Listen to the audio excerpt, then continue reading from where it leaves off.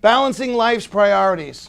I like to put this here. The other day I put this up. We were having a seminar. We were having a workshop. And one of the greatest things somebody shouted out to me, there was one thing missing from my balance wheel here. And in front of you, everyone has a balance wheel.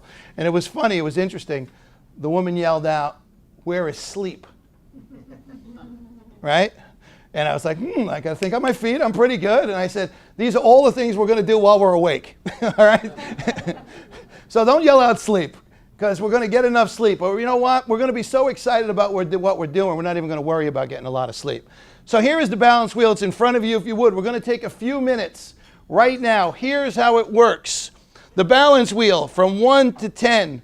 Look at where you feel you are at that part of your life right now. How are you feeling spiritually? How is your career? Socially, are you out there enough? Are you hanging with people? Are you meeting people? How's your finances, your family life? Because what starts to happen is when we start to focus on one thing, realize what happens. When you focus on one thing, what you focus on, you get more of. So what we're going to try and realize is what we're going to spread our focus out all around. How are you feeling physically? Are you working so much trying to make money that you're not taking care of yourself? You're unhealthy? What is it? How's your mental state? Are you going to work, hating work? Are you going to your job, hating your work because of what's going on? Because you're not getting enough recreation, you're not relaxing, you're not having enough social time? So on a scale from 1 to 10, what we're going to do is take a pen, if you would, and put a dot, a big dot, on where you feel from 1 to 10, where your life is right now. Take your time with it, relax. We're going to take a little break. We're going to put some Jeopardy music on, which I will do next time, but I don't have any. Norm, do you know Jeopardy? Thank you. Everybody, hey! There we go. All right. So see where you are. You can keep it a secret if you like, but I'm going to peek. Now remember, one time I was doing this with my friend Flanagan, and I said, Flanagan, I got it. This is easy. What I'm going to do is I'm going to put all 5s, and I'm going to have a perfect wheel. He said, if you put all 5s, you'll never be a big wheel. So keep pushing. We all want to be big wheels someday. More, better, different. You need a pen, Kevin. You can't sneak out till I tell you. More, better, different. How does it fit into your balance wheel? Everybody good? Did you fill it in? You got your numbers? Feeling comfortable? Now what I want you to do is take your pen, go around the wheel and connect the dots. Connect them. You'll start to see something absolutely fascinating going on with your life. That is the wheel that you're going to attach to this thing called life. That's the wheel that's you're going to pull around with you. How is it? Is it smooth? Is it lopsided? You think so? If you had attached that to your car, would you have a smooth ride? If you were on a road to success, how would it look? Would it be bumpy? Challenging? Scary? Right? You wouldn't get very far. Call AAA and it'll work it right out. So how do we work it out? How do we fix these things? So we have to really take a good look at ourselves. Like I said, to thine own self be true. Find out where you are. But more important, once you find out where you are, honestly, ask yourself, where do you want to be? If you end up with a 4 on your finances, but every day you wake up and you want to be an 8, and you're doing nothing about it, all you're doing yourself is putting yourself in purgatory, to pain. You're sitting on the fence. You're not doing anything. I want to be an 8. I want an 8 finances, but I'm a 4. And you stay there. The longer you stay there, you start to slip backwards. See, there is no standing still. So when you look at the numbers there is no standing still. You're either growing or you're dying. So when you're green, you grow. When you're ripe, you rot. So take a look at any way you want, where you are right now. Are you moving forward? So let me ask, does anybody want to share something they want to work on today? Sure. Denise? Sure. Go ahead. Social and physical. Social. Okay. So social, you want to get out, you want to meet people more, you want to go out, have friends, that type of thing is... It'd be nice to have friends, don't you think? I wouldn't know. I'm working on it. As a matter of fact, if you saw mine, it would be somewhere around 1.5. Oh, that's not good. What'd you do? I don't know. Off? No, I guess I must have hit something. Ah, nice. So it was magic. 1.5. But so you want to go out and socialize. You want to meet people. You want to go out. But you have to take a look at your life, right? What's taking up the other time? If you're that low on the social, what are your high points right now? Family. Family, right? You got young children, right? It's going to take up a lot of your time. So as I say, what you have to actually do to bring that number up socially is you actually have to go to your calendar and plan. You have to plan. We discussed this last time with people all the time. Everybody wants to just have more social, but you actually have to sit down and plan on having more social. I'm busy, I'm running, I have 3 children myself, one of each. And it's, okay, thank you. Thank you. It's a slow crowd. So literally, what I do now is what I always did is I make dates with my daughters. I have 3 daughters. They're 30, 30, and 27. So it's a little easier for me.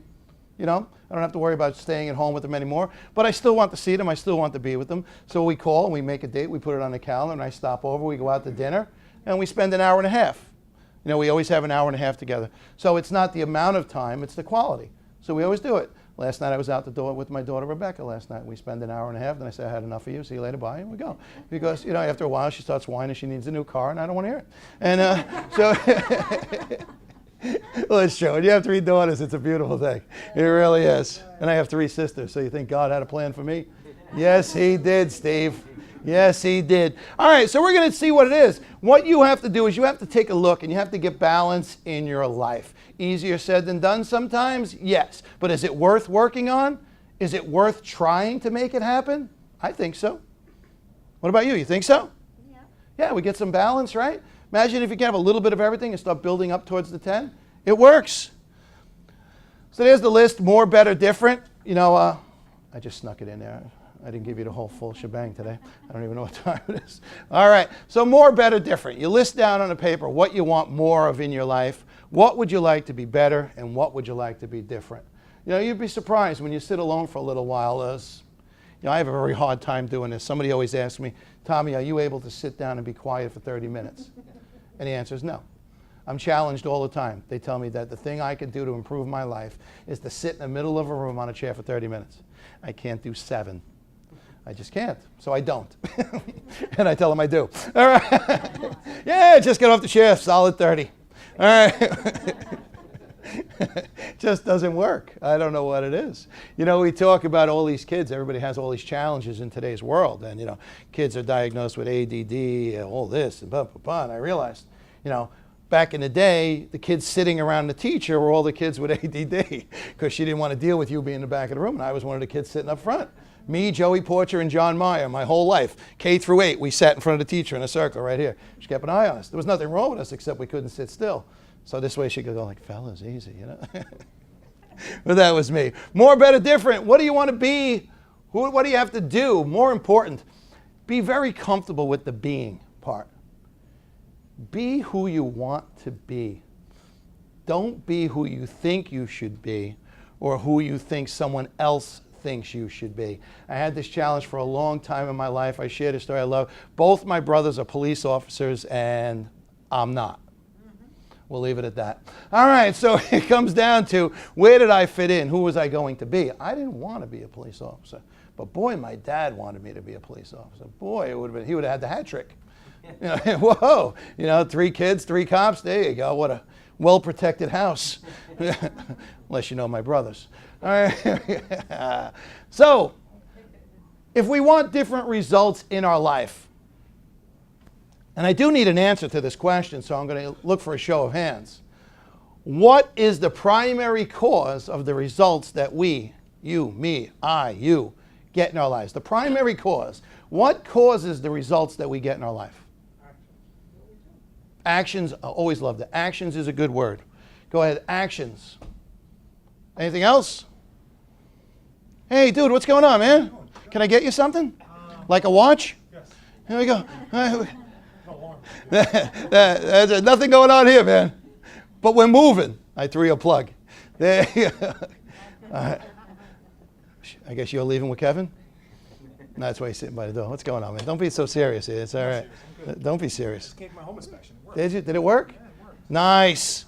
All right, so what is the primary cause of the results I get in life? Action, I like that. We're going to stick with it. Go ahead. Decisions. Decisions are a big part. Okay? Any other words that come to mind? Because these are your results. Think about this. You've gotten results in life. What is the primary cause? Fear. Well, no, fear, I don't know how fear... Hold you back. Fear will hold you back, but if you fight through your fear, you'll get different results. Repetition, right? Repetition will get you the same results. Repetition is the mother of success. Absolutely. Go ahead. Commitment, all great words. I'm going to share this with you so we can get it moving along. What is the primary cause of the results I get in my life? Attitude. How I look at everything in life gives me the results that I get in life. So what is your attitude about having more, having better, having different in your life? What is your attitude towards it? Think about it. If you look at it and you say, I want more of this, yet fear kicks in, and all of a sudden your attitude changes towards it like, you know what? That beautiful vacation home, oh man, you know what I would have to do, and how many years I'd have to work, and how much money I'd have to save to... Wow, your vacation home just became the ugliest thing on the planet. So all of a sudden it's no longer attractive, or you no longer want it. You're not getting up out of bed early working towards it. You're not staying up late to get it anymore. It's all done. And what changed all those thoughts is your attitude towards it. So what I had to discover, what I had to find out, this fascinating word. You know, when you're a kid, change that attitude. If you don't change that attitude, what's going to happen? My father would say, change that attitude, young man. You know, you have that attitude, what's going to happen? Jim Sundberg, all-star catcher, Texas Rangers. True story. Tells the story of he was on stage speaking with someone, and the guy was up in front of him going first, and the guy said, my dad used to always say, you keep up that behavior, you're going to end up in jail. You keep behaving like that, you're going to end up in jail. I'm telling you what, someday you're going to end up in jail. He said that I heard that so many times that my attitude actually became that, and I ended up in jail. And Jim Sundberg tells the story of he used to play catch with his father. And his father kept saying to him, you know what, man? You keep throwing the ball like that, you're going to be a pro baseball player. You keep throwing the ball like that. Jim Sundberg became an all-star catcher for the Texas Rangers. It was his attitude towards what he was doing that changed everything in his life. So when we go back and I ask you, what do you want? What do you want more, better, different? When I say you have to be and you have to do to have different, that's where it kicks in. So that's where the attitude comes in. Who do you think you really are? How do you feel? How do you feel about yourself? The most important part of the process is the being.